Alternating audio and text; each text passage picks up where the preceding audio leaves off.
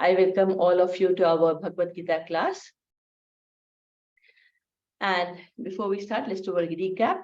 So the objective of this class is to enable reading of the shlok, to understand the meaning of the shlok, and to help understand the basic philosophy of Gita. So we are going to summarize this chapter, the contents of the Gita summarized. We have completed the first part of the chapter, which is Arjun's indecision and accepting Lord Krishna as his guru, and we are in the second part, which is from shlok number 11 to shlok number 13, which is Gyan or Sankhya Yoga, analysis of body and soul. So last time we actually did from shlok number 16 to 22, and I would like to let's recap this one again. So as we all know that this shlok from shlok number 11 to 13 is basically the answer given by Krishna to the lamentation of Arjun. As we have seen in our first chapter, that once Arjun was brought in front of Bhishma Pitama and Dronacharya, looking at them, he lost his composure and started lamenting because of compassion. And Krishna in the second chapter, via Gyan Yoga, is helping Arjun to come out of this lamentation. So what we did from 16 chapter to first from 16 shlok to 25 shlok, it is basically Krishna is talking about the characteristics of body and soul. And let us recap all the shloks from 16 to 22 that we did the last time, and look at the central message of the shlok. So the 16th shlok is Na sato vidyate bhavo na bhavo vidyate satah ubhyorapi dishtuntas tvanyostas tvadarshibhi. So here we saw na asato vidyate bhavo. Asat is temporary, and we saw that body is temporary, which is asat, and sat is eternal, and that is soul. Sat is soul, which is eternal, and this is the message, and that with the Shrivi are the seers of the truth. And what we learned in this shlok is that Krishna has started explaining in detail the characteristics of body and soul. And the first thing he mentioned is that body is temporary, it does not exist permanently, and soul is eternal. And this is what has been observed and concluded by the seers of truth. And we took the example of coconut and saw how the liberated soul is just like the dried coconut, which does not get bewildered because of the outer covering of the coconut. It does not get bewildered because of those. That's what we learned in this particular shlok. Then we went to the 17th shlok, which talks about avinashi tu tadvidhi yena sarvam idam tatam vinasham avayasyasya na kaschit kartum arhati. Now here Krishna says avinashi tu tadvidhi yena, and yen he's pointing back to the 16th shlok that he has mentioned, that is the soul. Yena sarvam idam tatam. What? The soul, which is tatam, is pervading throughout the body, that is avinashi. That is what is that the takeaway from the shlok is that the soul is indestructible, it is avinashi, and the soul is imperishable. Here says vinasham avyayasyasya. Avyayasyasya means avyaya means that cannot be finished. So it is imperishable, and this imperishable soul cannot be destroyed. Yeah, the symptoms of the soul is consciousness that pervades through the body. So how do we know that soul exists? It is because of the consciousness that we see in the living being.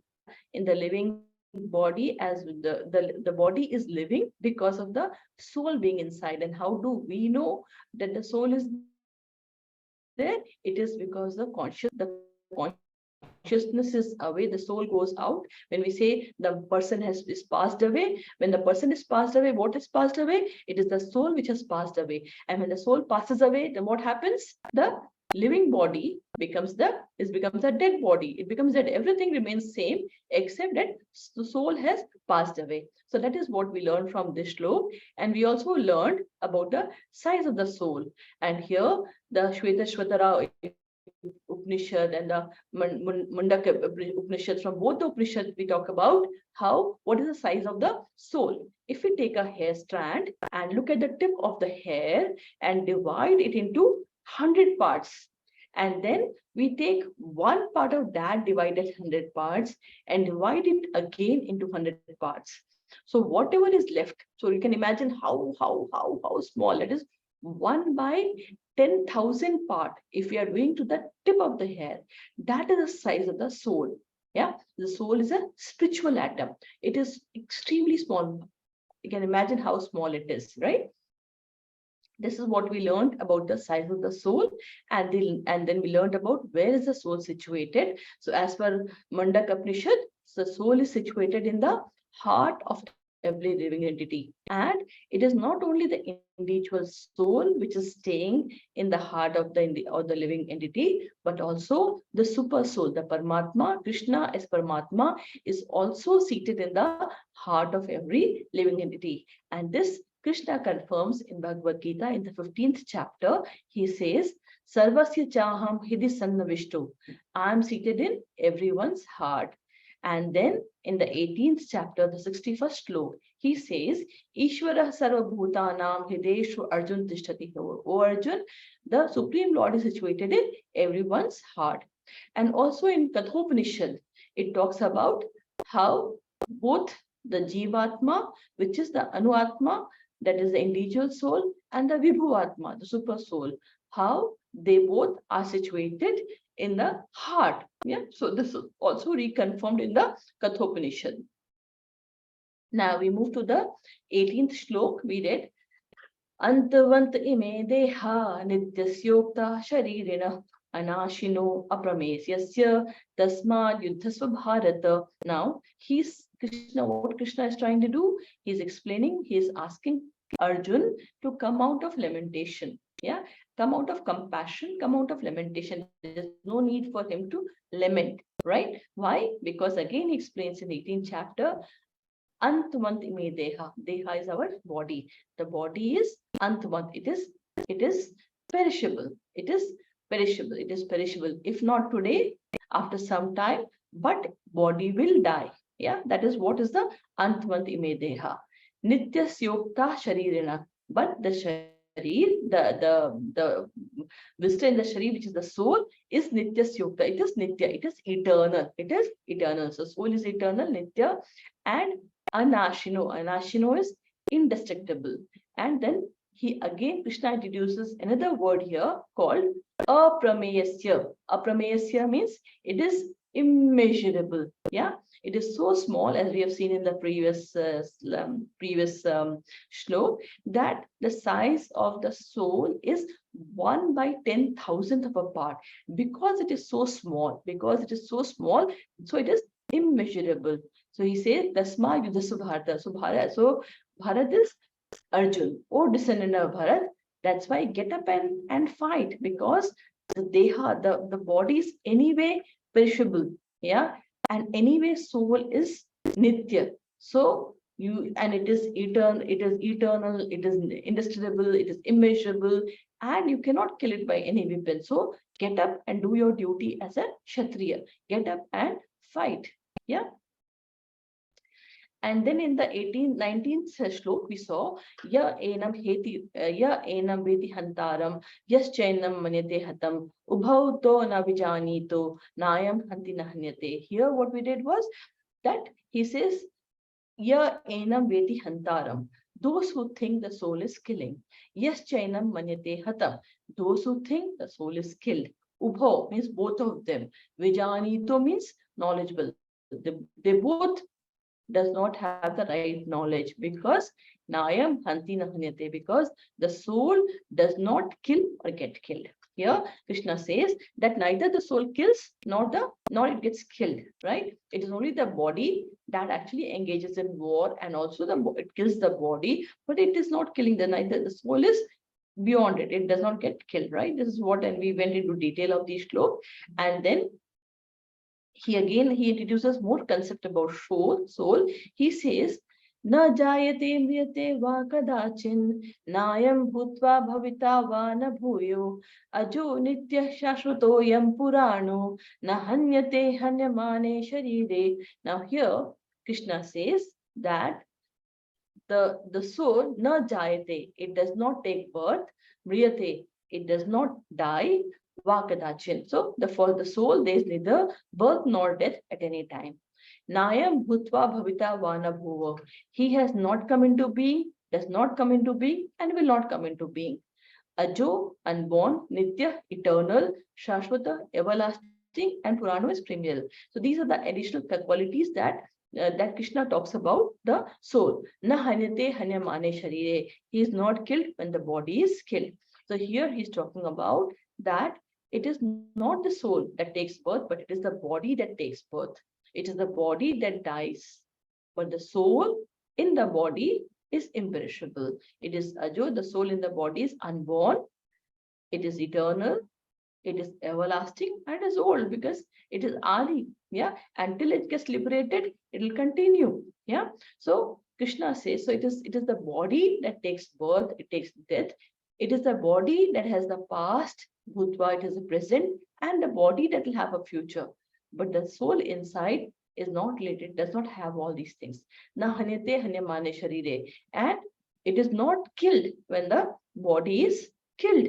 So soul never dies. He is explaining to Arjun, the soul, you have to look at people as soul, not as a body. Finally, the body anyway will die, whether you kill or not, but the body is going to die. But the soul is Purano, it continues, is Shashvat, right?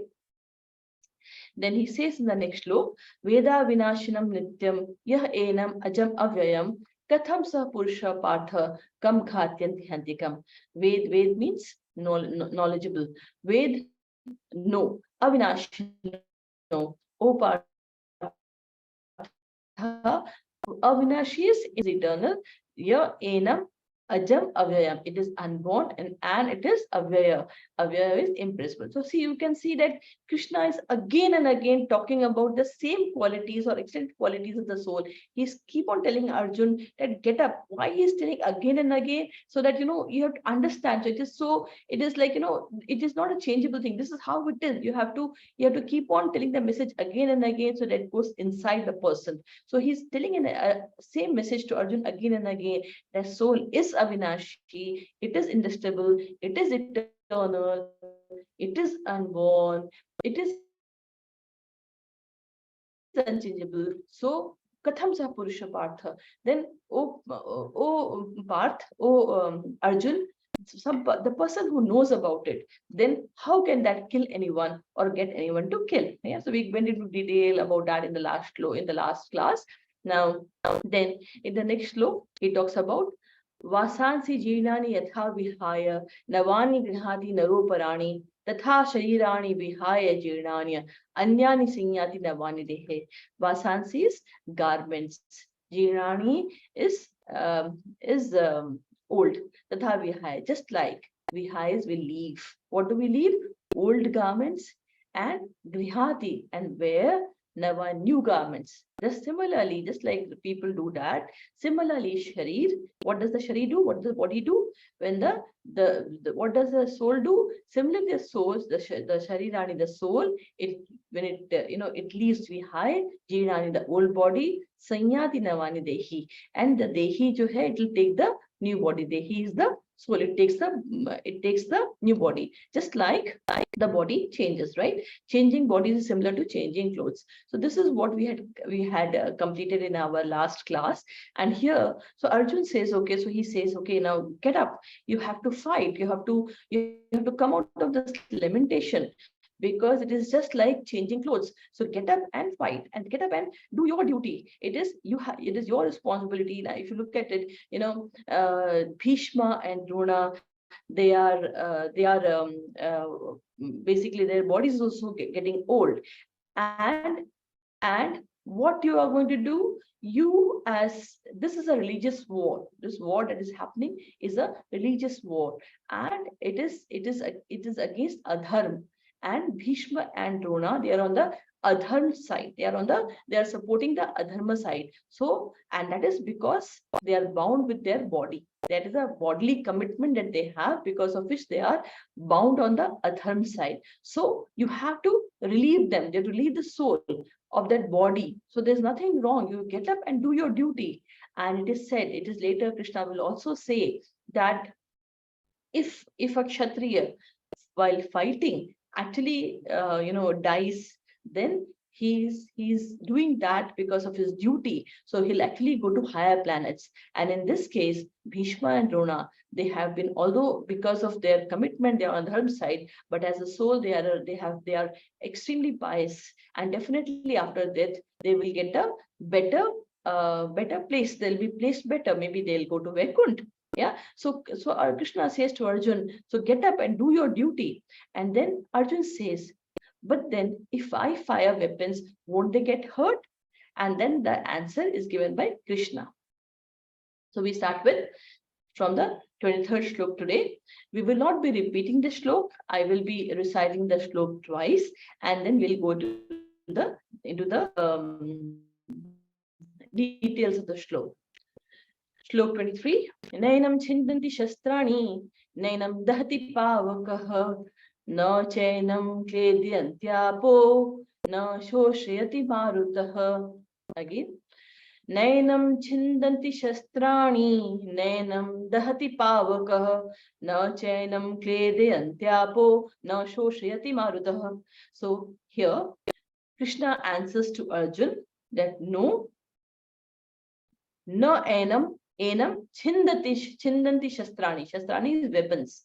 So the soul, enam is here, it's the soul. Chindanti, it cannot be cut into pieces by the weapon. Na enam dhati pavaka. Even the fire, it cannot be burnt. It cannot be burned by the fire. Yeah. No chainam. And na kledyantyaapo. Kledyan is basically getting wet. Apo is water. It will not even get by the water. Na shoshyanti maruta. And it will not get withered by the marut wind. So here, Krishna answers to Arjun that, whatever soul cannot be cut into pieces by any of the weapons, whatever weapon you use. Yeah, whether you cannot cut the soul into pieces. It is so small. It is so small.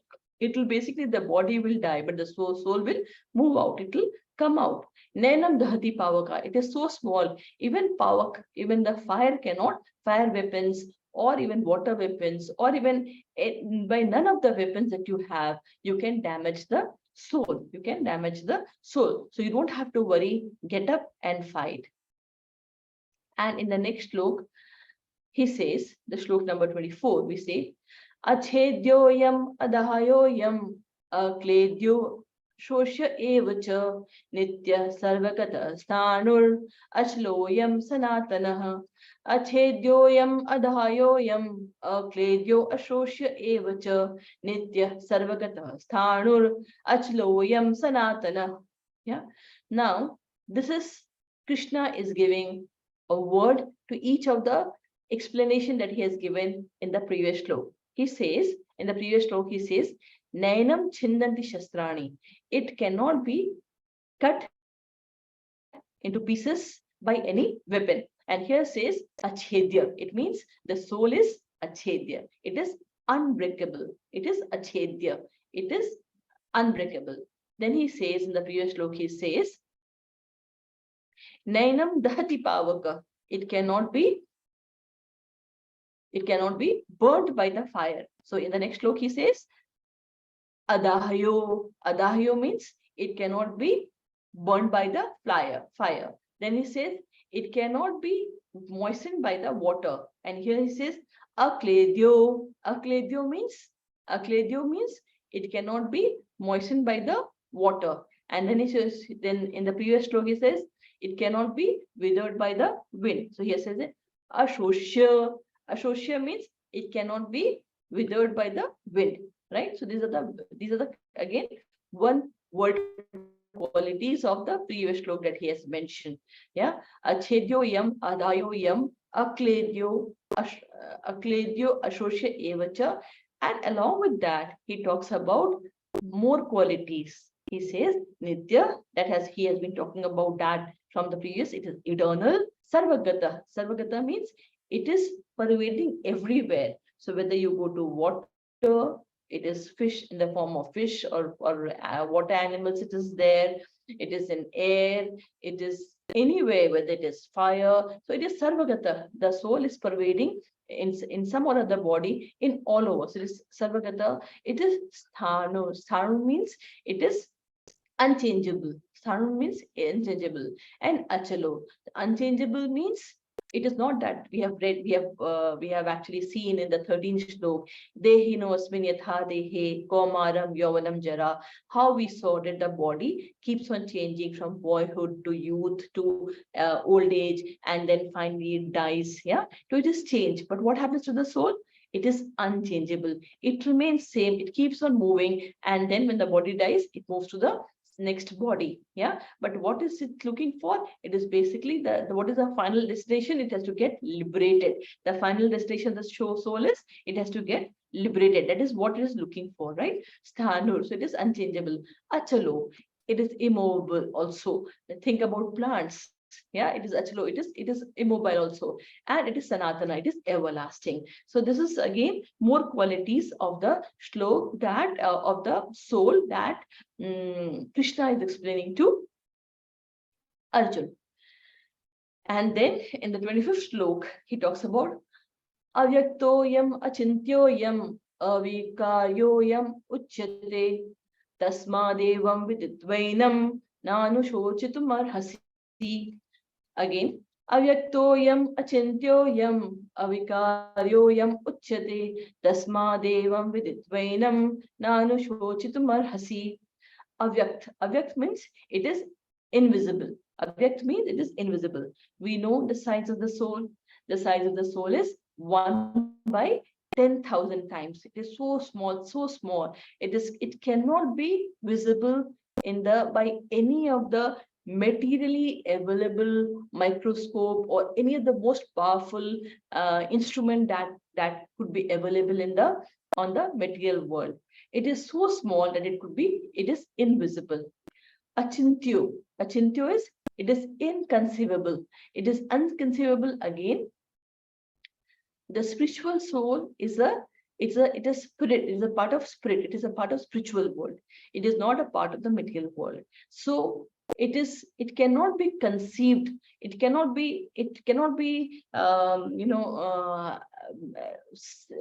by any experiment that you do. You cannot find it. It cannot be conceived by any of the experiments that could be done on the material world, because this is spiritual. It is inconceivable. It is so small that it is inconceivable. Yeah, and the only way to conceive that yes, soul is there is by the Shruti, by the Vedic words, by the Vedic wisdom. Only by the Vedic wisdom we can prove the existence of shlok, existence of soul. That is the only way that we can know. It is talked about by Krishna himself, the Supreme Personality of Godhead, the final authority, that this is what the reality is. Soul exists, and life only comes from life. Life only comes from life. It cannot come from chemicals. So that is the final authority. Krishna is the final authority. In Bhagavad Gita, he talks about it. And then our other Upanishads like Katha Upanishad, Shvetashvatara Upanishad, Mundaka Upanishad, all those Upanishad talks about the soul, the properties of soul, and gives in detail. So this is the final authority.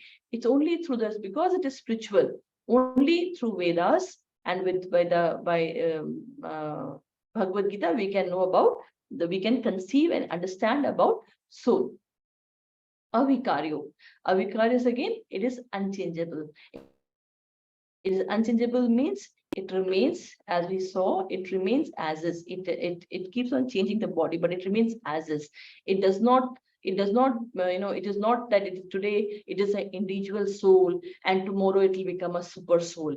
It doesn't happen like that. It never leaves its individuality. It is an individual soul. It takes bodies, different bodies, and finally, when it gets liberated, it is again remains as an individual soul. It does not become a super soul. As we know, the super soul is like a ocean. Super soul is like a ocean, and individual soul is just like a drop of the ocean. It's just like a drop of the ocean, right? And then, and then, this is how it's unchangeable. Yeah. Tasma devam viditvainam nanu shochitum marasi. Again, Krishna, so Krishna says, so knowing this, when you know that the soul is avyakto, invisible, it is inconceivable, it is unchangeable, so get up and fight. You should not know anushochit.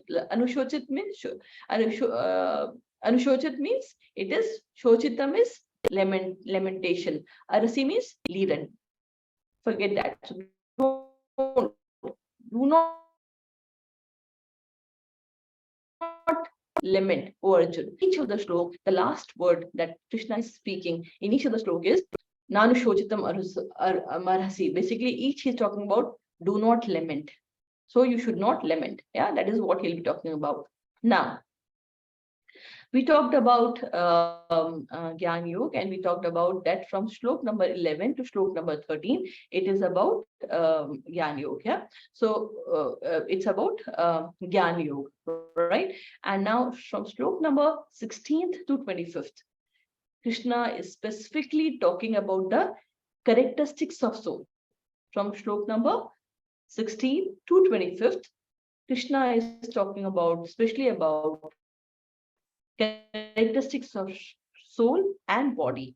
And he also talked about the super soul and the relation between the super soul and the soul and what happens. That's now, after this, till 30, he will keep on explaining to Arjun. So let us see now what happens in the next shlok. In the next shlok, which is shlok number 26, Krishna says, fine, as per the Vedic wisdom, it is soul. I've explained to you about the soul, about the body, the super soul, and the relations with them.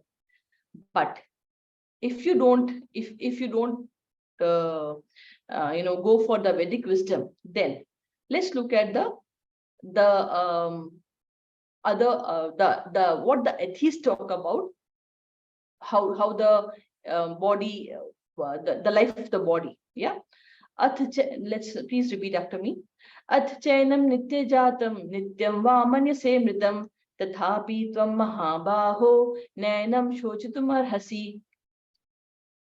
Ath chainam nitya jatam nityam va manyase mritam tathapi tvam mahabaho nainam shochitum arhasi. Ath chainam nitya jatam. Now, if you don't if you don't want to believe that soul is there and body is there, body is separate and soul is separate, and if you believe, if you see that anam, the soul, it is nitya jatam, it takes birth, it always takes birth, nityam va manyase mritam, and it actually dies after that. Yeah, let's look at other philosophies. Krishna says, let's look at the other philosophy. The other philosophy is that the soul, it is nitya jatam. It takes birth every time and it dies. Manyase mritam. It dies every time. Tathapi tvam mahabaho. Mahabaho is being addressed to Arjun. O Arjun, O Mahabaho, na nainam shochitum arhasi. Shochitum is lament, arhasi, you should not. Yeah. So even if you think that the soul takes birth and dies every time, still you should not lament. Yeah. Now here Krishna says, let's look at the meaning. If, however, you think that the soul or the symptoms of life will always be born and die forever, you still have no reason to lament, O mighty armed. So basically, at that point of time, also, it's not that everyone, everyone believed in the Vedic wisdom. There were atheists, and they had their own philosophies. Yeah, saying that there's nothing like Atma, or even if Atma is there, it actually takes birth and it dies. Yeah, and like the modern scientists that they talk about, that the body is made up of chemicals. Yeah, the body is made up of some physical element and chemicals, and at some point of time, some reactions happen because of which life enters the body, and finally the growth happens. That is how the modern scientists talk about, who are atheists and who don't believe in soul and this journey of body and soul. Yeah. So Krishna says to Arjun, even if you want to believe that philosophy, still you should not lament. Why you should not lament? Because if that is true, that it soul is the Atma takes birth and immediately dies each time, and this is how the process of birth and life happens, then there's no sinful reaction. If whatever you have done, it actually goes and finishes in this life itself, then why should you be worried about the sinful reaction? I think remember in the first chapter, Arjun was also worried about sinful reactions, that if he doesn't if he kills Bhishma, Drona and all his relatives, he will also have sinful reaction of killing the family members. So this again he says here. And then in 27th Shlok, Krishna says, Jatasya hi dhruvo mrityur dhruvam janma mritasya cha tasmada pariharyarthe na tum shochitum arhasi. Jatasya hi dhruvo mrityur dhruvam janma mritasya cha tasmada pariharyarthe na tum shochitum arhasi. So again, shochitum arhasi. Do not lament, right? You should not lament. Jatasya hi dhruva mrityu. Now Krishna says, Jatasya is that which has taken birth. Jatasya is that which has taken birth. He dhruva mrityu. Dhruva means is sure. Dhruva is sure. What is sure? Something which has taken birth is sure to mrityu, die. Jatasya hi dhruva mrityu.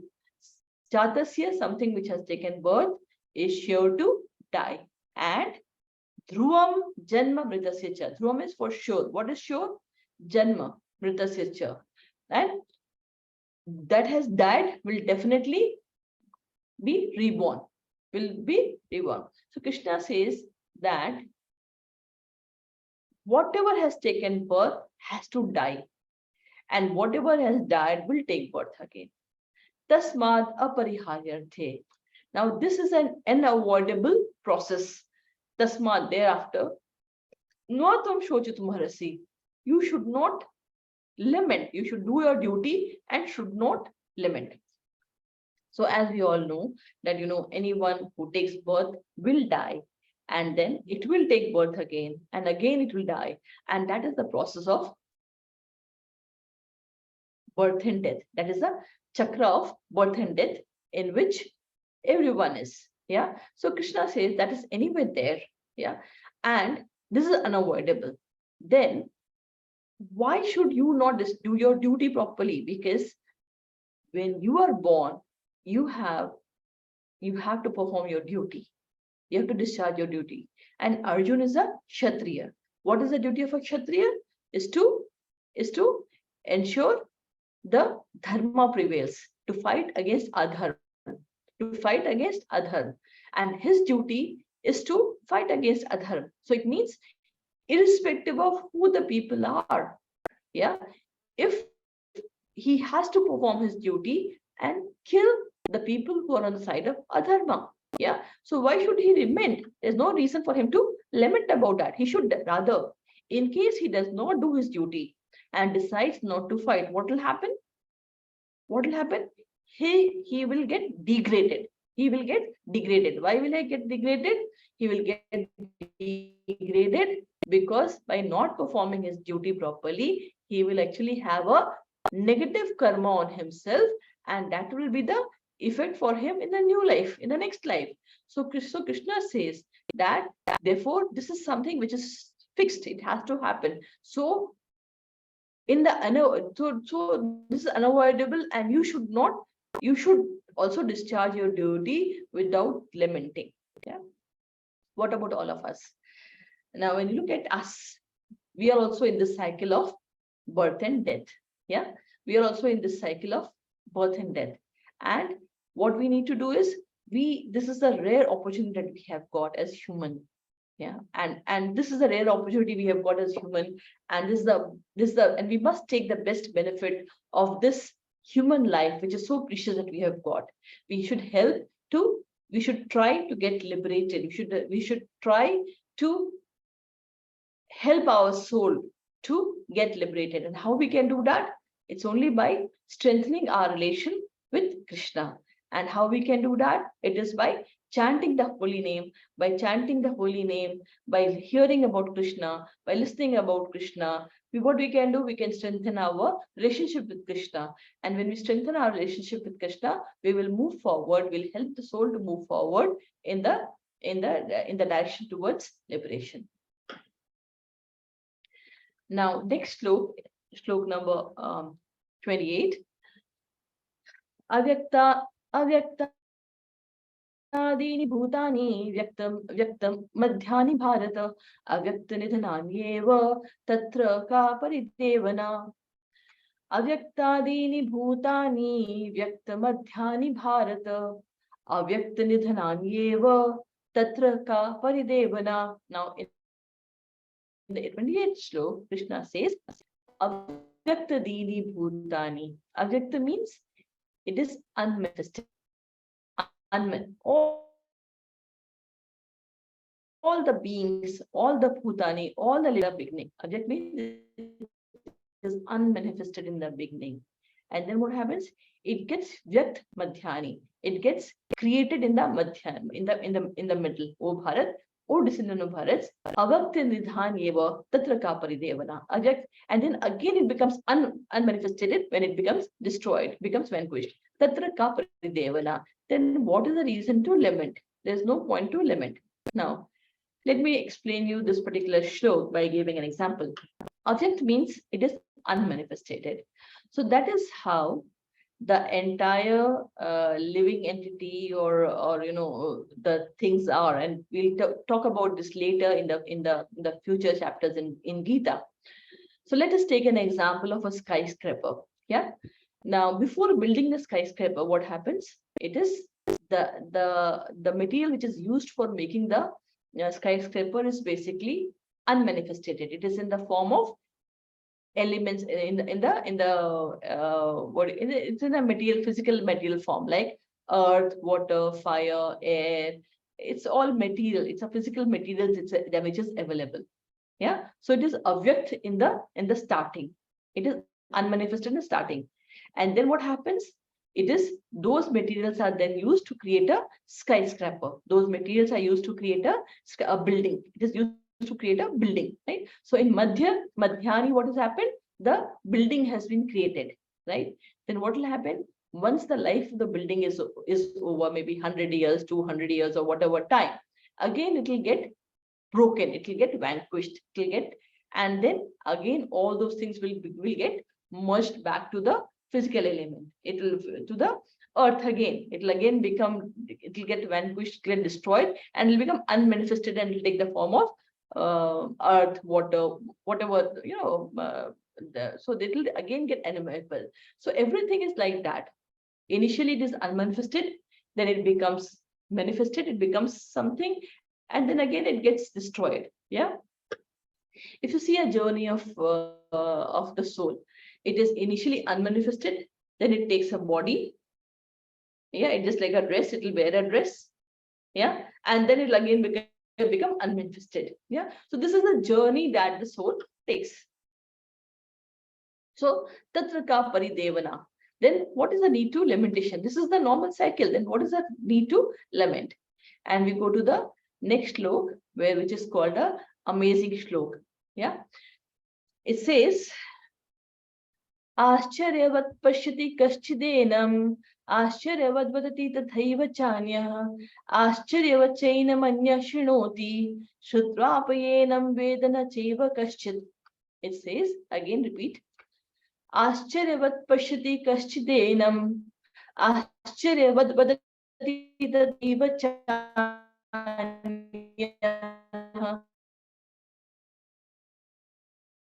Ascharyavat vachanain chaiva kashchit. So this is called amazing shlok or Ascharya shlok. So Ascharyavat pashyati kashchidena. Some people look at the soul as pashyat. Pashyat is to see the shlok, to see the soul as amazing. Ascharya. They are amazed to see that to to to look at on the soul. Looking means by looking by hearing. It is amazing. Some Ascharyavat vadati tathaiva chanya. Some describe the soul as amazing.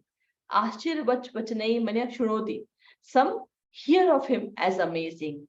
Shrutva piyena ved na cheva kashit. Even after hearing about him, some people cannot understand him at all. So let us look at the meaning of this shlok. Some look on the soul as amazing. Some describe him as amazing. Some hear him as amazing, while others, even after hearing about him, cannot understand him at all. So this is called amazing shlok. And how amazing it is. Think about the soul. It is the same small spark, which is 1 by 10,000 part of the tip of hair, that exists in a giant body like elephant, in a giant tree like banyan tree, or in a small microbes that we can't even see by our eyes. Yeah. Isn't it amazing? Yeah. And this soul, till it is in the body, we have all the consciousness. And once it is not in the body, we can't do anything. Till it is in the body, we feel the pain, we feel the life, we are happy, we feel everything. As soon as this soul, this spark, which we can't, which is invisible, inconceivable, which is immeasurable, which is indestructible, once this goes away, the entire life goes out, right? Yeah. Isn't it amazing? We have read last from shlok number 16 to shlok number 25. We read about the characteristics of the soul, how it is unborn, how it is immeasurable, how it is imperishable, how it is indestructible. Isn't it amazing? It is a God creation. It is a part and parcel of God, so it has to be amazing. Yeah, even listening about it is amazing. Yeah, but even after all this gyan, after all this knowledge that is being shared, many people will still not be able to understand it, will not be able to believe it. And that is absolutely fine. Yeah. Shrutva piyena vedana cheva kashit. Shrutva means after listening, ved is to knowledge. Is no Veda, it does not understand. Cheva kashit. Many people will not even understand about the soul, even after all the talks that has been done by Krishna, which is very normal, which is also very, it's okay, because this is something which is spiritual. And to understand this, you have to be austere, you have to be pure. To gain this knowledge, you have to be at that platform, yeah, where you can receive it, you can understand it, you can hear it, you can understand it. Yeah. And that is why, so if you can't understand, that's also fine, because you have to be there to understand it. So soul is extremely amazing. This is the 29th shlok, and all this knowledge that has been talked about from shlok number 13 to shlok number 30 about the Gyan Yoga and Sankhya Yoga or Sankhya Yoga is now getting culminated in the last shlok about this topic, which is Dehi Nityam Avadhyoyam, Dehi Nityam Avadhyoyam, Dehe Sarvasya Bharata, Tasmat Sarvani Bhutani, Na Tvam Shochitum Arhasi. Repeat. Dehi Nityam Avadhyoyam, Dehe Sarvasya Bharata, Tasmat Sarvani Bhutani, Na Tvam Shochitum Arhasi. Here Krishna says, Dehi, Yam is this, Dehi is the soul. Dehe Sarvasya is in all body. Sarvasya in all the Dehe, in all the body. O Bharat, O descendants of Bharat, O Arjun, this Dehi is in all the living entities that you see around, it is there. And then Tasmat, that's why Shochitumarasi should not lament for any living entity, because this is a normal cycle that everyone goes through. So Krishna says, O descendant of Bharat, he who dwells in the body can never be slain.